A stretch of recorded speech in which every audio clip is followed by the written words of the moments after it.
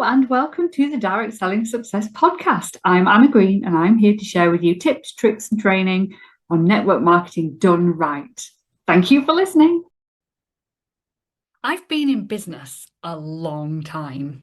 So I started in business back in 2005 when I bought a kit from a network marketing direct selling company and didn't really realize I was running a business. I'd bought this kit to earn a little bit of extra money to give me a bit of my life back after having kids, to feel like I was doing something to contribute to the household, and to kind of, I hate to say it, escape from the kids because I was sick fed up of just being a mum. So when I went into business, I didn't go into business thinking, oh, I'm going to make loads of money and I'm going to be really strategical about how I do these things and I'm going to do all the records behind the scenes and treat it like a proper business. I mean, how many people in network marketing really do that? It's a very small percentage. Most people who come into network marketing are like me, and we start because it looks fun, it looks like a way of earning a bit of extra money, or we really like the products and think we can share them with our friends. More often than not, that is the case. Anyway, back in 2005, I had two little children. I had no business experience. I didn't have a career. I didn't really know what I was doing. But I decided to join this business before I was ready. I decided on a bit of a whim that I was going to do it. I did a bit of research online to find out how it all worked and what sort of commitments there were. I remember going to speak to the lady who signed me up from the party I was at, and we had a conversation about, what was involved and what was expected. And I thought, do you know what? Let's just do it. What's the worst that can happen? was the thought that went through my head. What's the worst that can happen? And actually, looking back, it's the best decision I ever made, deciding to join before I was ready. So fast forward a few months, and I was delivering an order round to one of my neighbours, and they said to me, do you know what? Do you think I could do what you're doing? And I remember going, well, yeah, of course you can. Let me show you how. This is what I did. This is how I got started. Why don't you give it a go? And that was my first recruit, sponsor, teamie, whatever you want to call them. And I didn't know what I was doing. I wasn't ready to be looking after somebody. I didn't know what I was doing. I'd made a few sales, I'd hit some little starter incentives, but I didn't know how to get somebody else to do those things. I didn't know how to look after them, but I'd recruited before I was ready. The lady who joined, she was lovely. She potted along a bit like I was doing at the beginning. We potted along together. We had a chat about how we were getting on. We shared some events and fairs and things that we could do together. We went to some of the team meetings together, which was quite a drive because we were quite rural at the time. And we learned as we went along, and she stayed for a number of years. I think she stayed with that company longer than me, to be honest. But we learned together. We learned to do the things before either of us were ready to do the things. When social media became a thing, I didn't know how to use it. I'd built this team of people who were also with the company being encouraged to do the stuff online. And I knew that I needed to go out and do this thing before I was ready, do this social media so I could show everybody else how to do the social media. I was running this team now. I still didn't really know what I was doing running the team, or I didn't feel like I did. But I felt like, I'm going to have to show them how to do this social media thing. So I'm going to have to learn how to do it and give it a go before I'm ready. So I jumped onto social media, gave it a good go, epically failed at a lot of it. But actually, we learned as we went along, we learned as a team, we gave it a good shot. I was never the best at it, but we got business from it. We built an audience on there. I could show them the basics and what I didn't know. Other people could tell me, I could find out. So, we built this online presence and these online communities and did really well out of it, blending the business between offline party sales, follow up and customer service, in-person events, and this new online world that there then was way back in the mid 2010s that nobody really had any experience of. So we had to give it a go before we were ready. Otherwise, we'd be falling behind.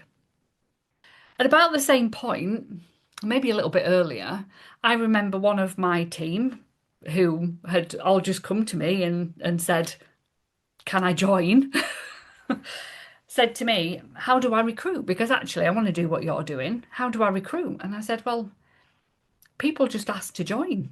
Obviously, that wasn't the case. People don't just ask to join, you lead them down a pathway, and they join because either you've sparked an interest, they've seen what you're doing and they think, "Oh, do you know what? I could do that too." Or you've said something that's made them think, "Yeah, actually, I want to do this." Or you've outright asked them. But at the time, I didn't know how I'd recruited. I had just naturally recruited. How could I teach somebody in my team to recruit for themselves? Because I didn't know what I was doing. It was just happening. And I remember sitting there thinking, well, I don't really know. They just come to me and join, which is really bizarre and not normal, I have to say. And before you get panicky about thinking, oh gosh, and they don't just come to me, it's okay. I happened to be at the right time in the right place with my business and with where I lived way back in, nearly 15 years ago. So it was a very different world. But I had to sit down and I had to think, well, how do I teach these people? How do I teach this person and the rest of my team throughout the future what I'm doing? How can I make this repeatable? I wasn't ready to show somebody else how to do this, but I didn't really have a choice. I had to go and do this thing.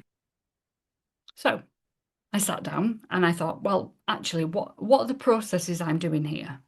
What am I actually doing to be able to get people to join? Because they're joining, they're asking me to join. I must be doing something. So I sat down and had a look, and I was talking about it. I was actively talking about it. I was making it look fun. I was making little blasé comments about, do you know what? You could do this. And not even twigging that I was doing it. I was making it look desirable. And I started to learn and create processes around teaching that. I started to show people how to have the conversations around recruiting. I started to do the training on recruiting, and I wasn't ready to do that. I didn't really know what I was doing. I did it before I was ready. It's not about being the expert. It's not about knowing everything. This business is all about doing stuff before you're ready. It's about being brave enough to go, right, how do I do this? If I want to get to this place, this big goal, this incentive trip, this leadership level, this level of income, what do I need to do? And what am I prepared to do to get to there? And a lot of the time, if you stick doing the same things, if you just do the things that you know and just do the things that you're ready to do, you're not going to get to that place you want to. You're going to have to do the extraordinary things. You're going to have to do the things before you're ready, make the mistakes, not understand what you're doing, have to help other people get there as well before you're ready. It's the same in every stage of the journey within this industry. More often than not, we sign up before we're ready. We don't really know what we're doing with an ordering system, and we don't know how to sell, and we don't know how to market the stuff, and we don't know how to do the social media side of things, and run a party, and how to recruit and how to lead, and we end up with this team that are all really lovely, but we don't know how to make the best of them and help them get their goals and dreams and desires through the business, because it's not like being at school and learning from a manual. This is people, and this is business, and business, you you learn on the job. You learn what works and what doesn't by trial and error, or by watching what other people are doing and copying them. And that's the joy of this industry. There's so many people out there to help you. You've got to do the things before you're ready. And the more things you do before you're ready, and maybe get a little bit wrong, or need to tweak the next time to get better results, or miraculously it works and you're like, goodness me, how on earth did that work? Look at where I am now, which is the most amazing thing in the world.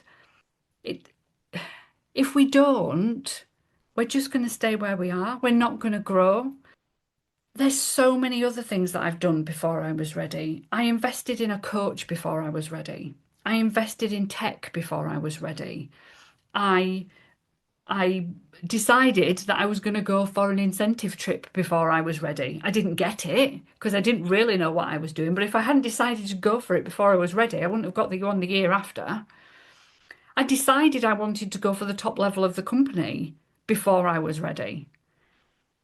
I didn't know what it would take to get there. I didn't know the graft or the amount of people I'd need to speak to, or how to motivate the team, or how to promote the leaders out, or how to maintain it once I got there. And if you've listened to my stories often enough, you'll know that I got there, lost it all, and had to rebuild the whole thing again because I failed epically, but failed forwards.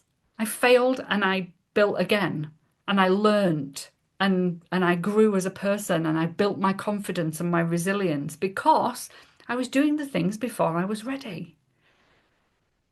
If you don't, you'll stay stuck. You won't grow.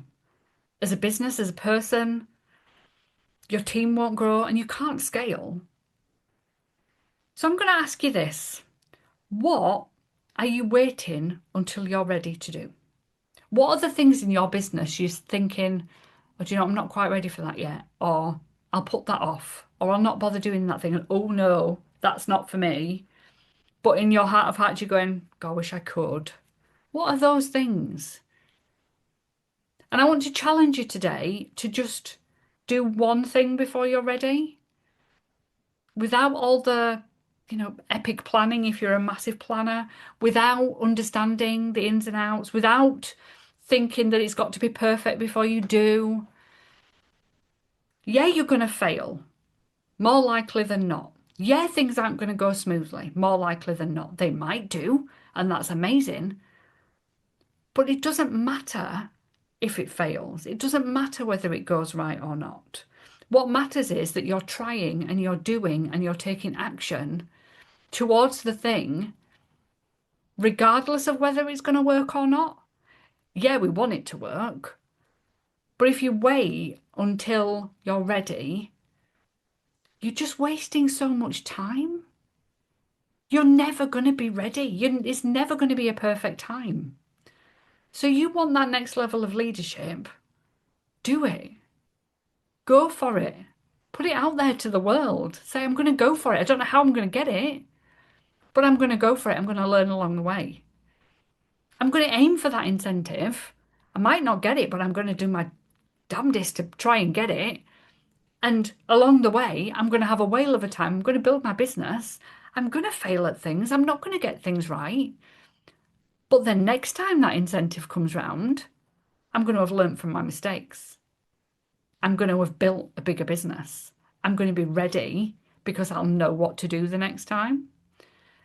And you'll have earned money along the way, and you'll have built a team along the way, and you'll have grown along the way and achieved maybe other incentives along the way, and be ready the next time it comes round. I did that with my incentive trip. So the first incentive trip I went for was 2009.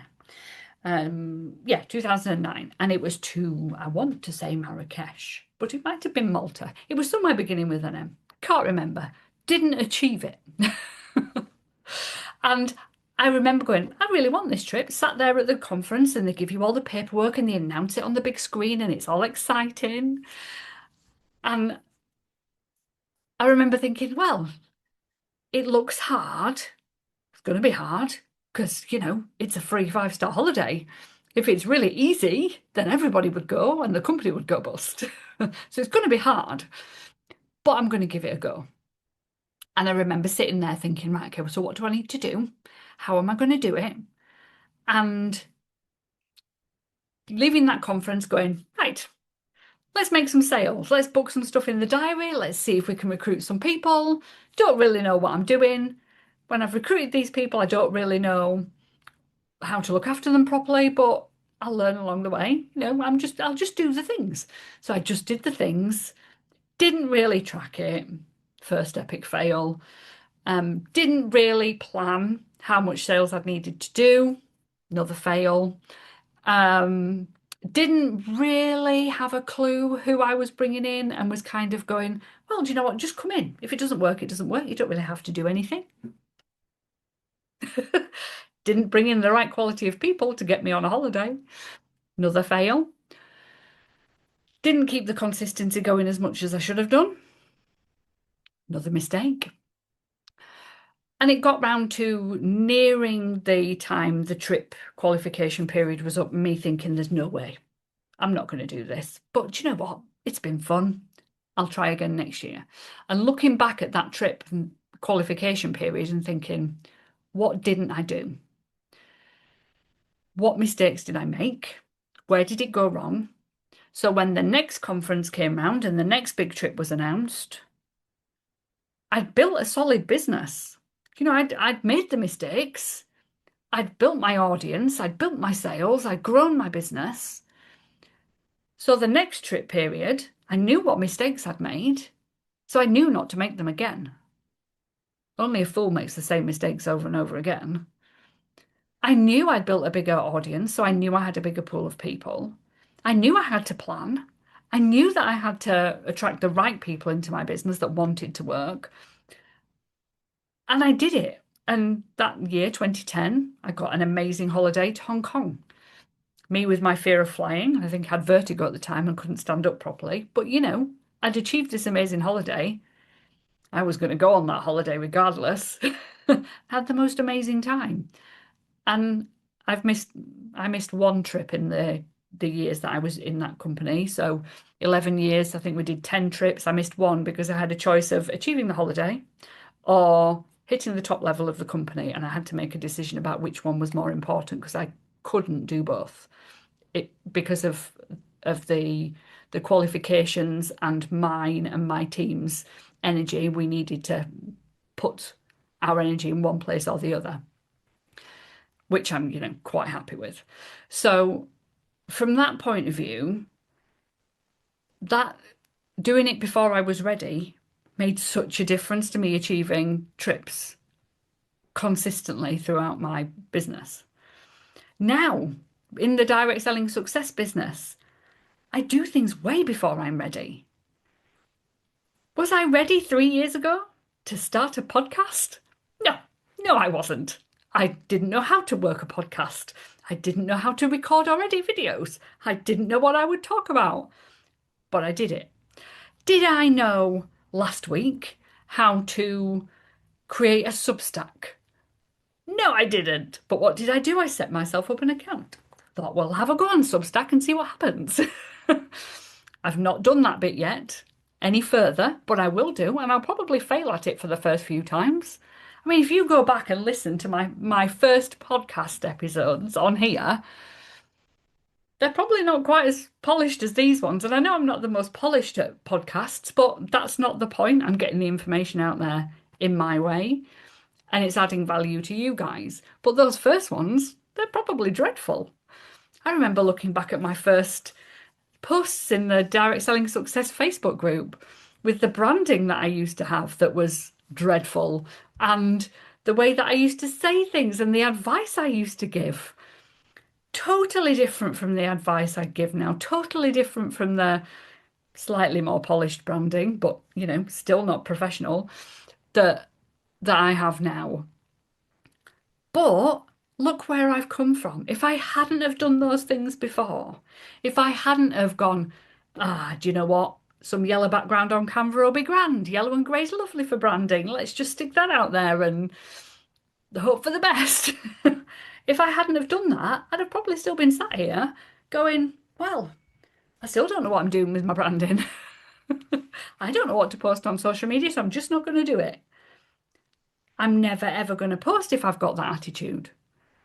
So going from that to where I am today, showing up online, showing up on stages, working with corporate companies in the direct selling space, I wouldn't have done any of that had I not just done things before I were ready.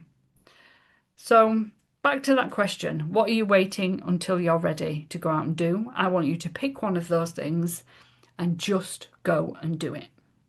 Do it well before you're ready. Get it wrong. It doesn't matter. Nobody is going to notice. Nobody is going to care. Nobody is going to bat an eyelid whether you get it wrong or not. It's only you. And you don't learn from not doing the thing. You learn from your mistakes. You learn from the falling down and getting back up again. It's part of life. It's part of business. So go give it a go. Go and do that thing. And report back when you've done. Reply to one of my emails. Stick something in the comments. Tell me on social media and tag me, Anna Green. Do it. I challenge you. I'll see you all next time.